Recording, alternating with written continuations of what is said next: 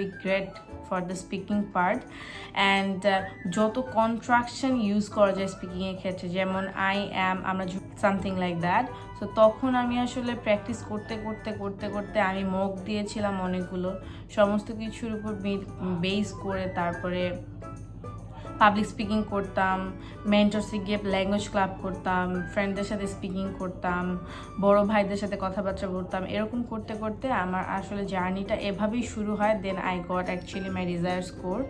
And যদি tips and ট্রিক্সের ব্যাপারে বলি, everyday try to speak and everyday it doesn't matter if you are saying wrong or right, just keep up. মুখের যে একটা ভঙ্গি থাকে, মুখের যে একটা জড়তা থাকে, when you are speaking that will be gone. যখন একটা মানুষের স্পিকিংয়ের জড়তা চলে যায় তখন গ্রামাটিক্যাল ইস্যুস, টেন্স ইস্যুস, অন্যান্য গ্রামাটিক্যাল যা যা থাকে ওটা অটোমেটিক ঠিক হয়ে যাবে যদি মুখের জড়তা কেটে যায়।